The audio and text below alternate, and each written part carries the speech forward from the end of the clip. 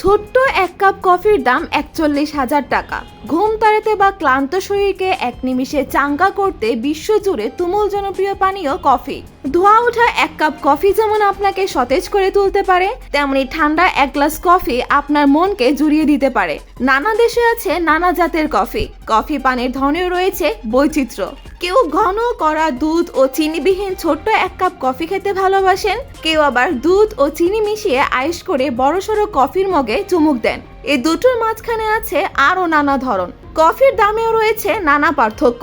কখনো 7 গুণ মান বেঁধে কফির দাম নির্ধারিত হয়, কখনো দেশ বেঁধে, কখনো কখনো উৎপাদনকারী কোম্পানি বা পরিবেশনকারী কোম্পানির নাম বেঁধে কফির দামে হেরফের হয়। কিন্তু স্কটল্যান্ডে একটি দুগ্ধ খামারে বিক্রি করা দুধ চিনি মিশানো একটি সাধারণ মানের কফির দাম দিতে গিয়ে যখন দেখবেন পকেট থেকে ৪১,০০০ টাকারও বেশি, ৩৪৪ মার্কিন ডলার বেরিয়ে যাচ্ছে, তখন আপনার মন খারাপ হতে পারে। কিন্তু যখন দেখবেন কফির সঙ্গে ওই খামারে একটি শেয়ারের মালিকও আপনি হচ্ছেন, তখন সেই মন খারাপ নিশ্চয়ই উড়ে যাবে।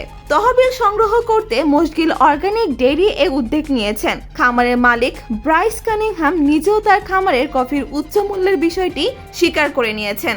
ব্রাইস বলেছেন, যুক্তরাজ্যে একটি সাধারণ সাদা কফির তুলনায় এই কফির দাম প্রায় ৮০ গুণ বেশি, কিন্তু এটা শুধু দারুণ এক কাপ কফি পানের চেয়ে বেশি কিছু।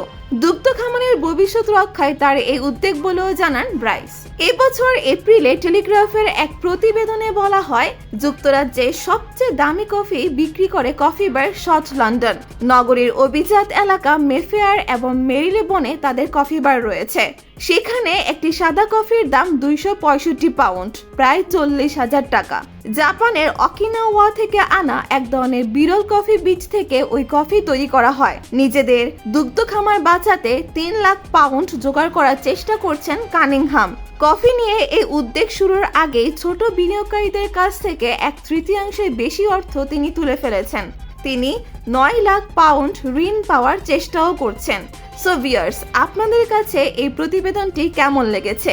আপনি কি কখনো ৪১,০০০ টাকা দিয়ে কফি খাবেন? কমেন্ট করে আমাদেরকে জানাতে ভুলবেন না। টাইম বয়েস, আমি সালমা জাহান।